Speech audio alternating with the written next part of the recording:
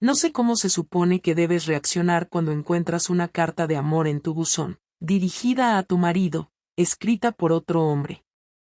Sí, lo leíste bien. Una carta escrita a mano, con tinta azul, papel perfumado, y un remitente masculino. Nada digital. Nada sospechoso como mensajes escondidos en un móvil. No. Era algo mucho más directo. Más íntimo. Más humillante. La carta llegó un jueves por la tarde. Yo acababa de subir del supermercado, con la compra aún en las manos. Estaba sola en casa. Marcos, mi marido, llegaría como siempre a las 8, después de su clase de yoga, esa que hace los martes y jueves. Dejé las bolsas sobre la mesa y abrí el buzón como de costumbre. Entre facturas, propaganda y una carta de Hacienda, encontré ese sobre blanco, sin remite, con su nombre escrito a mano. Al principio pensé que era una felicitación o algo del trabajo. Pero tenía una textura especial, como las que usábamos antes cuando no existían los correos electrónicos. No me lo pensé demasiado. Lo abrí. Hola, cariño. Te echo de menos. Estos días sin verte están siendo insoportables. Sé que dijiste que no debíamos escribirnos más, pero necesitaba hacerlo. Aún tengo tu olor en la ropa. Me costó unos segundos entender lo que estaba leyendo. No porque no lo creyera, sino porque no estaba preparada para sentir esa punzada en el estómago tan pronto. Y luego, otra frase, me duele pensar que estás con ella esta noche, fingiendo que todo va bien, ¿aún piensas en mí cuando haces el amor con ella? Me senté en la escalera. No podía respirar. Era como si me hubieran pegado un puñetazo en el pecho. Lo peor de todo no fue la carta en sí. Fue el nombre con el que firmaba, Iván. Y yo conocía a Iván. Claro que lo conocía. Era uno de nuestros amigos en común. De esos con los que haces barbacoas los fines de semana. Con los que sales a cenar en grupo. De esos que hacen bromas pesadas que todo el mundo aplaude. De esos que te miran a los ojos cuando hablan, y resulta que mientras tanto se follaban a tu marido. Pero aquí viene lo inesperado. Esa noche, antes de que Marcos volviera a casa, le escribí una carta de respuesta. Y la dejé justo donde él no podría ignorarla. Cuando Marcos llegó a casa esa noche, me encontró en la cocina, sentada con una copa de vino medio llena. No era raro verme así. A veces lo hacía cuando los niños ya estaban dormidos y quería un rato de silencio. Él entró como siempre, dejó las llaves en el platito de cerámica que tenemos en la entrada, colgó su chaqueta con precisión milimétrica y vino directo hacia mí. Me saludó con un beso en la mejilla y un ¿cómo ha ido el día?, sin mucho interés. Me limité a mirarlo. No respondí. Solo observé su cara, la forma en que evitaba mi mirada por segundos, como bajó la cabeza para abrir el frigorífico como si buscara algo importante, pero en realidad solo estaba ganando tiempo. Él no sabía nada, aún no. La carta de Iván estaba en el cajón del mueble de la entrada, el que él revisa cada vez que pierde las llaves. Esa noche no perdió nada. Fue directo a ducharse. Pero lo esperaba al día siguiente. El viernes fue normal. Desayunamos en silencio, como la mayoría de los días, porque los niños siempre van con prisas.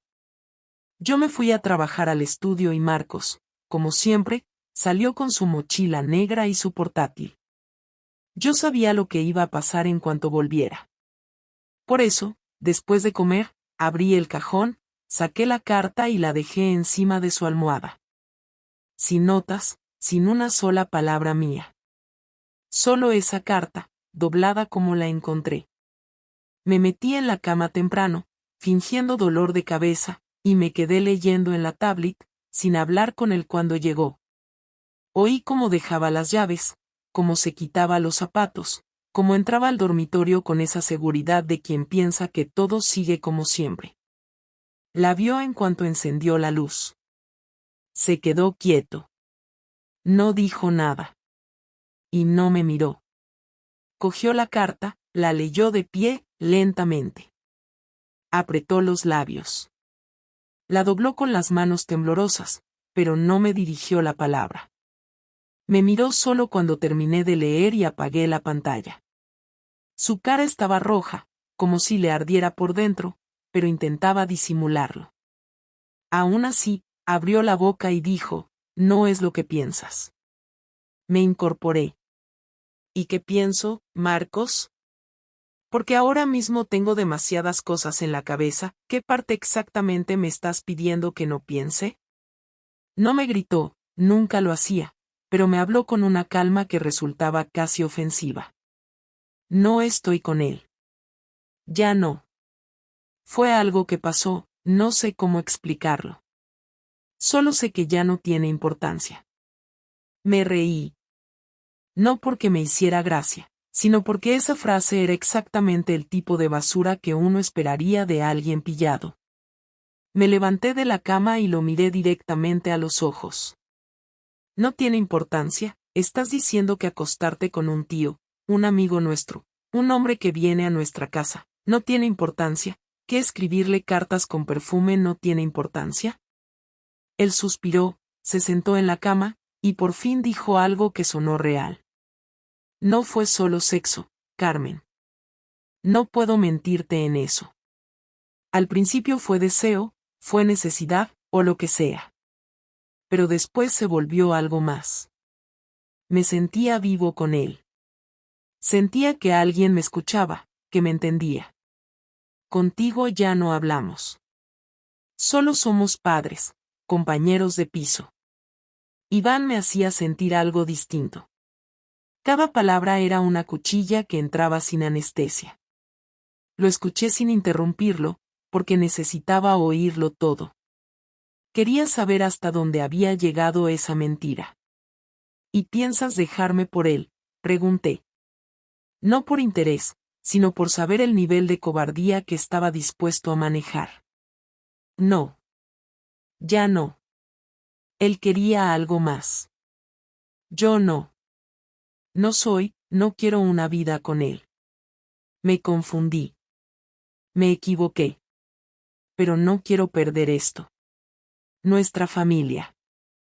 A ti. Me reí otra vez. Ahora sí soy importante, ahora que se ha acabado tu historia con Iván, cuando ya lo has probado todo y te das cuenta de que no quieres pagar el precio. Marcos intentó acercarse, pero di un paso atrás.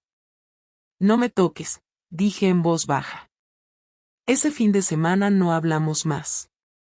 Solo cruzamos lo necesario, quien llevaba a los niños al fútbol, quien hacía la cena, si faltaba leche. Pero el lunes por la mañana, antes de que se fuera al trabajo, lo vi preparar su mochila como siempre. En ese momento supe que no pensaba hacer nada. Ningún gesto, ningún cambio. Pensaba que el tiempo lo arreglaría todo. Pensaba que yo tragaría con esto como si nada. Pero yo no iba a tragar. A las 11 de la mañana, llamé a Iván. Iván tardó menos de 5 segundos en contestar. No parecía sorprendido de que lo llamara, ni fingió cortesía. Solo dijo, ya era hora. No respondí a eso. Le pedí que viniera a casa. Le dije que Marcos estaba en el trabajo y que necesitaba hablar cara a cara. Aceptó sin dudar. Supongo que en su cabeza pensaba que yo necesitaba consuelo, que estaba rota y que él podía ser el héroe en una historia que él mismo había arruinado. Llegó media hora después, vestido como si no le importara nada, con una sonrisa que me pareció ofensiva. Apenas cruzó la puerta le hice un gesto para que no hablara y lo llevé al salón. Cerré la puerta, me senté frente a él y puse la carta sobre la mesa, una vez más. ¿Sabes lo que duele de verdad, Iván? No es que te hayas acostado con mi marido. No es que lo hayas hecho en secreto durante meses mientras nos sentábamos en la misma mesa, mientras reías con mis hijos o brindabas en cenas familiares. Lo que duele es que nunca tuve una oportunidad de elegir. Me robaste la opción de saber en qué mierda de realidad estaba viviendo. Iván no dijo nada al principio. Se quedó mirándome, quizás intentando medir mi estado mental, tal vez considerando si debía mentir o admitirlo todo. Finalmente, habló. Carmen, yo no lo planeé. Empezó una noche en la que los dos estábamos mal, bebimos demasiado, y fue un error, uno que se repitió más veces de las que debería. No vine a tu casa pensando en traicionarte, ni pensé que esto se nos iría de las manos. ¿Y cuántas veces fueron? Le interrumpí. Dímelo. Quiero el número. No me interesa tu culpa, ni tu explicación, ni tus malditas emociones. Quiero saber cuántas veces entraste en mi cama sin yo saberlo. Su cara cambió. Se tensó. Y por fin, respondió. 9. Me reí, no por humor, sino por la patética precisión de su respuesta. 9. No 8. No 10. Exactamente 9, ¿tú entiendes lo repugnante que es que lo tengas contado? Me levanté, fui a la cocina, llené un vaso de agua y volví. No para ofrecérselo, sino para sentarme otra vez frente a él, con calma, como si estuviéramos hablando de un trámite bancario. ¿Él se enamoró de ti?, pregunté sin rodeos. Creo que sí. Pero no lo suficiente como para dejarte. Me decía que tú eras su vida, que esto era solo un escape. Y yo, bueno, yo quería que me eligiera. Asentí, lo entendí más de lo que quería admitir. No porque compartiera su deseo, sino porque conocía esa sensación. Querer que alguien te vea como prioridad y no como plan B. Aunque en su caso, era aún peor. Me incliné hacia adelante. Tú no me quitaste a Marcos. Pero lo rompiste. Y yo tengo que decidir si recojo los pedazos o si los dejo en el suelo y camino sobre ellos. Iván ya no sonreía. Su expresión era la de un hombre que se da cuenta de que perdió algo que nunca fue suyo, pero que aún así creyó tener derecho a ello. No estoy aquí para pedirte perdón, porque sé que no sirve de nada, dijo. Solo quería que supieras que él nunca dejó de hablar de ti, incluso cuando estábamos juntos. Nunca se fue del todo de tu lado. Me quedé callada. Me dolía que eso sonara como una muestra de fidelidad. Lo que Iván no entendía es que eso lo hacía aún peor. Si al menos se hubiera enamorado completamente, si hubiera tenido el coraje de romper con todo, habría sentido que me perdí por una razón. Pero no. Me habían usado como referencia emocional mientras se acostaban entre ellos. Me levanté y le dije que se fuera. No le grité, no lo insulté, solo le abrí la puerta y lo miré hasta que entendió que no había más que decir.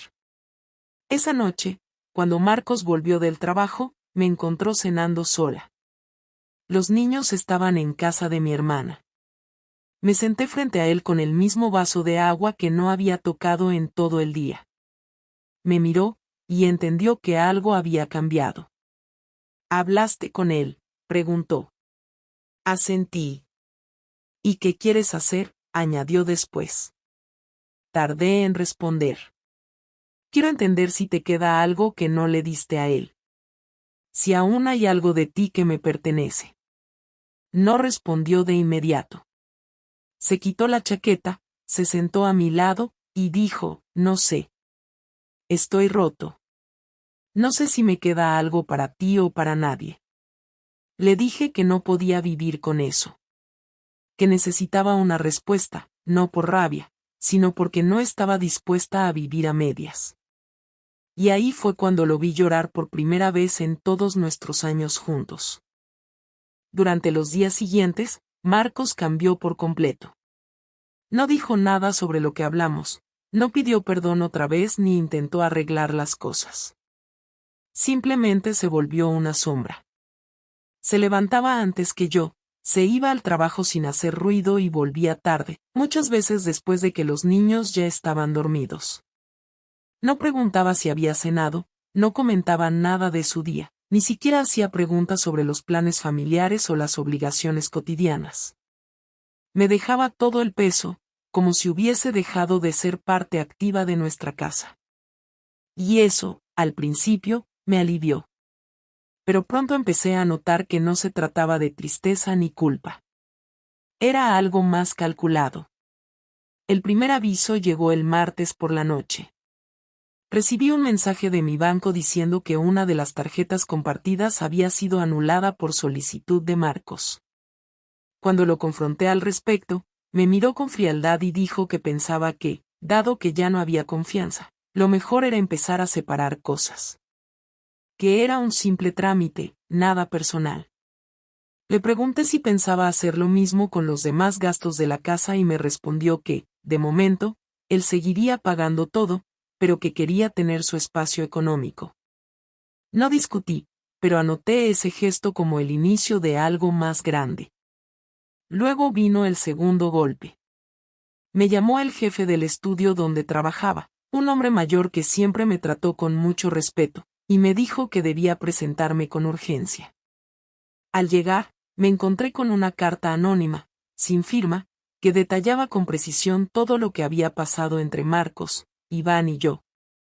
No mencionaba mi nombre directamente, pero las fechas, las descripciones y las insinuaciones eran suficientes para dejarme en una posición incómoda frente a la empresa. Me dijeron que no iban a despedirme, pero que por el momento estaría trabajando desde casa mientras todo se calmaba. Sabía perfectamente quién había enviado esa carta. Marcos no necesitaba decirlo. Fue su manera de golpear sin mancharse las manos. Esa misma noche volví a casa antes que él. Me senté en el sofá del salón, esperándolo. Cuando llegó, se sorprendió al verme despierta. Le pedí que se sentara. No gritamos. No lloramos. Hablamos como dos personas que ya no se reconocen. Le pregunté por qué lo había hecho. Su respuesta fue tan clara que no necesité más explicación. Te quería hacer daño. No físico, no de forma escandalosa. Solo quería que sintieras una parte de lo que sentí yo cuando vi esa carta. No solo fue una traición sexual. Fue darme cuenta de que todo lo que creía sobre ti, sobre nosotros, era una mentira. Y me prometí que no ibas a salir limpia. No ibas a quedarte con la imagen de víctima. Le pregunté si pensaba seguir. Me miró a los ojos y dijo, eso depende de ti. Si esto termina aquí, yo paro. Si decides que quieres ir más allá, tú misma estás firmando el final. Quise responder, pero no tenía palabras. Porque, en el fondo, entendía lo que estaba haciendo. Y lo peor es que no podía decir que estaba completamente mal. Lo que me dolía era que lo hacía con frialdad, sin rabia visible. Como si se tratara de una lista de tareas que debía completar. Durante la semana siguiente me cancelaron 2 proyectos, uno de ellos importante. No dijeron que era por la carta, pero los tiempos hablaban por sí solos. Iván dejó de contestar mis mensajes. No que yo quisiera verlo, pero necesitaba que, al menos, enfrentara las consecuencias junto conmigo. En cambio, él desapareció, como si nunca hubiese existido, como si todo lo vivido se hubiera esfumado para él sin remordimiento. Fue en ese punto cuando empecé a sentir que había tocado fondo. Una noche, después de acostar a los niños, fui a la habitación de Marcos. Dormíamos en cuartos separados desde hacía días. Me senté en la silla frente a su escritorio y le pregunté si todavía quería vivir en esta casa. Me miró y dijo, ahora mismo no quiero vivir en ningún sitio. Pero no pienso dejar a mis hijos, ni pienso regalarte la comodidad de irte tú como si nada pasara. Le dije que no quería que esto se convirtiera en una guerra. Me respondió que eso lo decidí yo el día que abrí la puerta a otra persona. No dormí esa noche. Al día siguiente empecé a notar miradas en el vecindario. Algunas personas ya sabían. Marcos había hablado. No lo había hecho directamente, claro. Pero a través de detalles sueltos, insinuaciones, gestos bien colocados. Estaba destruyendo mi imagen pieza a pieza. Y lo hacía con una tranquilidad que dolía más que cualquier grito. Cuando volví del trabajo ese viernes, encontré una caja en mi cama. Dentro, había todas las fotos que habíamos tenido juntos, separadas por años. Las de los viajes, las fiestas de cumpleaños, las celebraciones. Todo lo nuestro, reducido a un archivo muerto. Y encima de todo, una nota. Solo decía, no te vayas aún. Aún no he terminado. El sábado amaneció con un silencio que no parecía de fin de semana. Los niños se habían ido a casa de mis padres desde el viernes por la tarde, por decisión de Marcos, sin consultarme. Me avisó por mensaje, con una frialdad que ya no me sorprendía.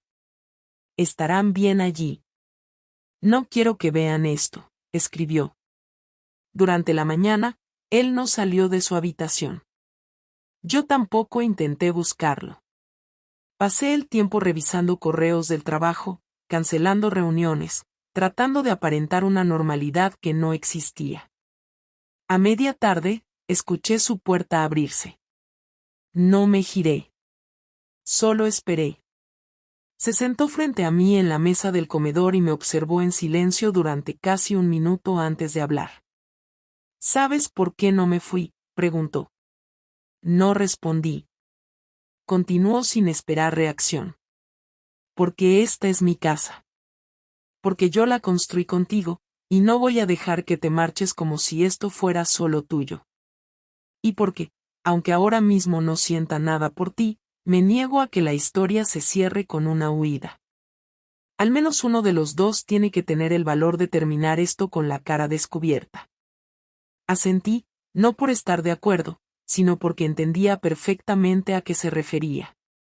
Me sentía igual. Vacía, pero con la necesidad de cerrar esta historia desde dentro, aunque doliera.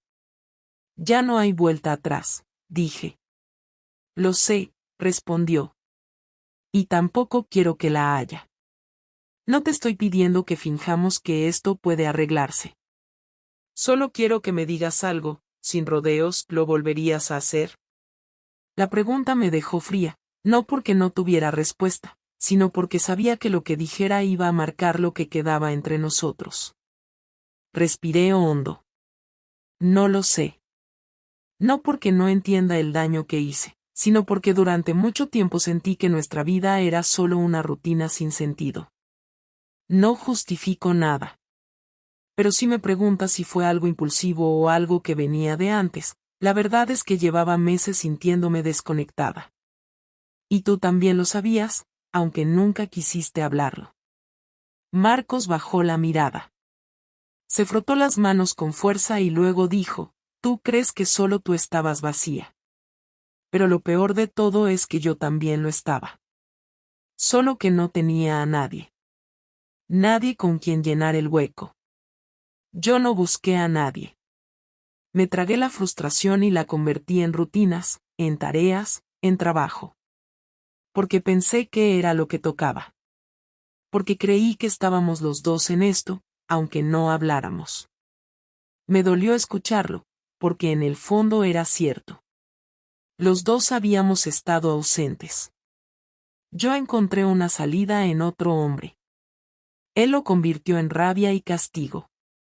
Entonces, ¿qué hacemos ahora?, pregunté. ¿Seguimos aquí fingiendo que todo sigue igual, esperando a que uno de los dos explote otra vez? Se quedó callado unos segundos. Luego se levantó, fue hasta el mueble del salón, sacó un sobre y lo puso delante de mí. Divorcio. Firmado por mí. Solo falta tu firma. No quiero nada más. No quiero guerra. No quiero una batalla legal. Solo quiero salir de esto con algo de dignidad. Cogí el sobre. Lo abrí. Revisé los papeles. Todo estaba en orden.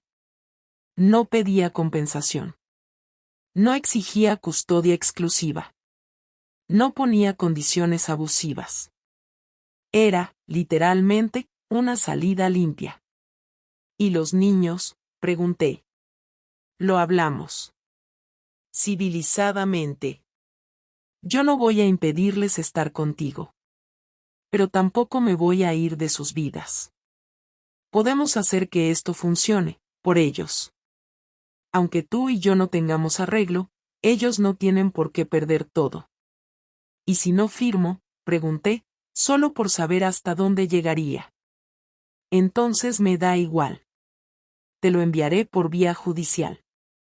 No es una amenaza. Es solo un paso más. Pero preferiría que saliera de aquí. Que lo termináramos nosotros, ahora. Cerré el sobre. Lo dejé sobre la mesa. No sé si puedo firmarlo hoy. No porque tenga dudas. Solo necesito entender qué haré mañana. Esta casa. Esta vida. Todo lo que era mío, ya no lo reconozco. Él asintió. Tómate el tiempo. Pero no mucho. No alarguemos esto más de lo necesario. Hubo un silencio largo. El tipo de silencio que no incomoda porque ya no hay nada más que decir. Me levanté, fui a mi habitación, y por primera vez en semanas, lloré de verdad. No era el llanto de la culpa. Era la tristeza de saber que todo, absolutamente todo, se había terminado. No porque él me dejara. No porque yo lo traicionara. Sino porque los dos fuimos dejando de hablar, de mirar, de sentir. Y al final, cuando todo explotó, ya no quedaba nada que valiera la pena rescatar. El lunes siguiente me desperté antes de que sonara el despertador. No hubo un motivo concreto, simplemente abrí los ojos con la cabeza llena de pensamientos y sin una pizca de sueño. Me quedé mirando el techo un buen rato hasta que decidí que no tenía sentido seguir en la cama. Me levanté, preparé café, me senté en la mesa de la cocina y empecé a escribir en un cuaderno viejo que tenía guardado en uno de los cajones. No escribía desde hacía años, pero esa mañana necesitaba volcar todo lo que tenía en la cabeza sin que nadie me interrumpiera. No era una carta para Marcos, ni un diario, ni una lista de propósitos. Era simplemente una forma de decirme las cosas como eran, sin adornos ni excusas. Escribí que había cometido un error, pero que ese error no venía de la nada. Que llevaba meses, quizás años, sintiéndome sola en una relación que se había convertido en un reparto de tareas y silencios, y que cuando alguien apareció y me ofreció atención, no supe detenerlo.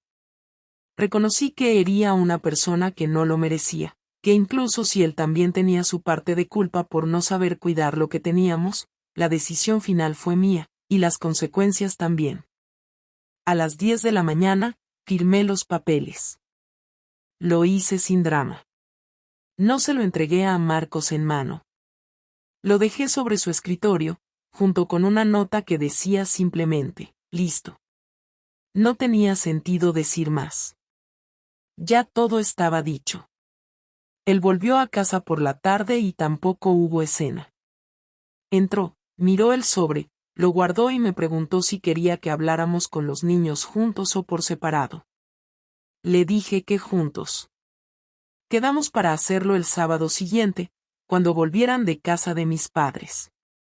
No discutimos los detalles. Sabíamos que no íbamos a atacarnos delante de ellos. No por respeto mutuo, sino porque, al menos en eso, seguíamos siendo adultos responsables. El resto de la semana fue extrañamente pacífica. Cada uno en su espacio, haciendo lo mínimo para convivir. No hubo peleas ni gritos, pero tampoco conversación. Era como vivir con un compañero de piso con quien no tienes nada en común. Me di cuenta de que eso era exactamente lo que habíamos sido durante demasiado tiempo. No fue el sexo con otro lo que rompió el matrimonio. Fue todo lo que había pasado antes y que ninguno quiso enfrentar. El sexo solo fue la consecuencia. Lo que pasó después, La venganza de Marcos, su frialdad, su manera de arrinconarme sin levantar la voz, fue su forma de poner orden en algo que él sintió que se le había ido de las manos. Yo también hubiera querido hacerle daño si hubiera sido al revés. No me hago la víctima. Solo entiendo mejor las reglas con las que jugamos. El sábado, cuando los niños llegaron, los sentamos en el salón. Marcos habló primero. Les explicó que habíamos tomado una decisión difícil, pero que no tenía nada que ver con ellos. Yo hablé después. Les dije que íbamos a seguir siendo una familia, pero con casas separadas. Que no tenían que elegir, que íbamos a organizarnos para que no sintieran que perdían a nadie. Mi hijo pequeño lloró. Mi hija se quedó callada, mirando al suelo. No fue una conversación larga. Solo lo justo para no marearlos más de la cuenta. Cuando se fueron a sus habitaciones, Marcos se quedó sentado un rato más. Yo recogí las tazas de la merienda, limpié la mesa y volví a mi cuarto. Esa fue la última vez que compartimos una escena como pareja. A partir de ese día, empezamos a preparar la mudanza. Él se quedó en el piso. Yo encontré uno a 15 minutos en coche, lo suficiente para que los niños pudieran moverse sin complicaciones. No me llevé casi nada. Solo mi ropa, mis libros, algunos cuadros, lo justo. No quería que pareciera un robo, ni una huida. Solo era un traslado. Han pasado 3 semanas desde entonces. No hemos vuelto a hablar más allá de lo necesario para coordinar a los niños. No me escribe, no llama, no pregunta. Supongo que él también está en su proceso. Yo no estoy bien, pero tampoco estoy destruida. Voy al trabajo, cocino para mí sola, salgo a caminar por las tardes, y por primera vez en mucho tiempo, pienso en qué quiero hacer con mi vida, no con la vida de pareja. No quiero una relación nueva, no necesito otro hombre para llenar el vacío. Quiero entender cómo llegué hasta este punto sin darme cuenta. Quiero aprender a vivir con mis decisiones, sin esconderlas detrás de la culpa o el orgullo. Lo que aprendí de todo esto no es una lección bonita ni una frase de autoayuda. Aprendí que cuando dejas de hablar, cuando evitas los temas incómodos, cuando das por hecho que la otra persona va a entenderlo todo sin decirlo, el desgaste se acumula hasta que ya no queda nada. Aprendí que puedes destruir lo que amas sin darte cuenta, y que pedir perdón no siempre significa que las cosas van a arreglarse. Aprendí que el daño no se borra, solo se administra. Y sobre todo, aprendí que no hay forma de volver atrás.